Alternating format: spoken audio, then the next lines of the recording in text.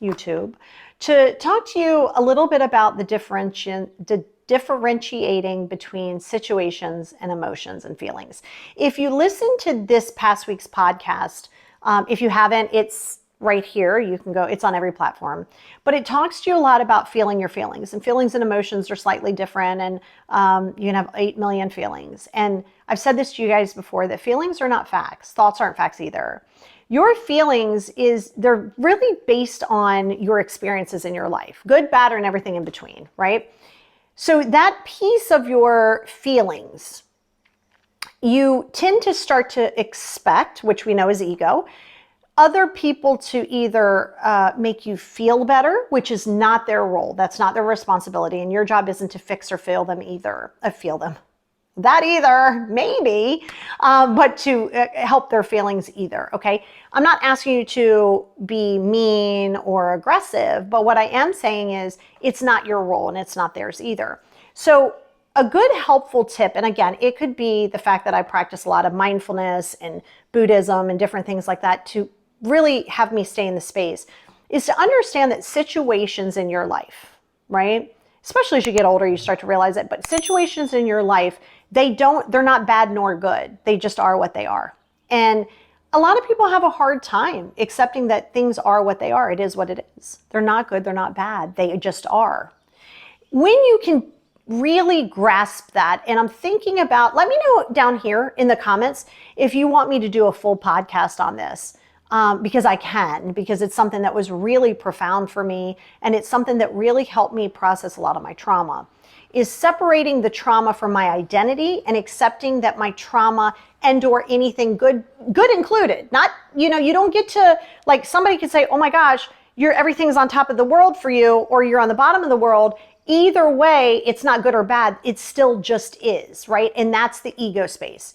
When you drop ego and you live healthily side by side with your ego, when you allow ego to be healthy for you, you accept that your emotional reactions to things are solely yours. And when you can do that, you now take accountability for your feelings, which means, listen, there's always going to be something in your life, good, bad, or indifferent. And every day, just because you do self-help, just because you're the most balanced human on the planet, doesn't mean that nothing's going to ever go wrong. That's actually quite opposite. You are more equipped to handle, like, okay, things are going to happen. Okay, I can't control this. It just gives you more coping strategies, right? So I want you to keep that in mind, because one of the hardest things is when you identify with what a situation was, whether it be a serious sexual trauma, whether it be medical trauma, what you're identifying with that moment in time, which is where like a PTSD can also start to form, right? Because you're like, oh my gosh, now you go catastrophic and you're like, every time I do blah, blah, blah, this is going to happen or this could happen. This is why I love exposure. What you fear, we're going to do. What if things happen wrong? We'll figure it out. You'll get up, you'll dust yourself off. But what if they don't? What if they actually work out? What if they don't work out the way you choose for them to work out, but they work out anyway? That's dropping your ego. Being able to drop your ego and accept that things may work differently than what your original plan was. And that's okay. That's what we call go with the flow. So when you can accept things of it is what it is, right? I remember when somebody told me that years ago, and it was one of the many healers that I had on my journey before this became like my jam, is they said that to me. They said, oh, you've been through a lot. It is what it is. And I thought, what? Like, that was kind of painful. Like, what do you mean it is what it is? Until I understood it. You have to realize everything that happens in this world, it doesn't carry bad nor good. It just is. It's a big ask. It's not going to be done on one YouTube. But when you accept things and people for exactly not good nor bad, then you can start to analyze what you truly align with. But quite honestly, that's going to be difficult for you until you start to know who you are. You never, ever, ever heal outside in. Ever. Ever, ever. Outside can't bring you internal peace. It just can't happen. So until you're willing to sit with your thoughts, until you're willing to work on your stuff, until you're willing to not blame other humans, until you're willing to not live as a victim to circumstances. And when I say willing, I didn't say it's going to happen overnight, nor did I say it was easy. But life in general is hard, so you're going to choose your hard. So what I want you to really think about today are some things that, like that, it was just a moment in time, right? That moment in time is not there any longer. It's not to invalidate your feelings, but they're for you to validate your own feelings.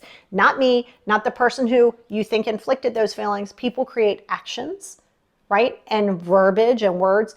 You assign your emotion and your feelings to it based on your experiences. But it's not, other people aren't making you feel anything. They're not. It's just an action in time, which is why when the boundaries come into play and you start to learn that you can differentiate and separate from people, even if they're parents, even if it's things that do not benefit your highest good, you have to release it. There's not this hierarchy that says just because it's your child or your parents or this person that you must accept them in the way they are. No, you must accept that that is their journey, but you do not have to accept that that is your journey to be on their journey. And that's ego. That is releasing the ego. Stop thinking that other human beings on this planet are responsible for your feelings and responsible for making you happy. That is not so. So your homework today is going to be really introspective work. That's what we call sitting in the introspectiveness of ourselves.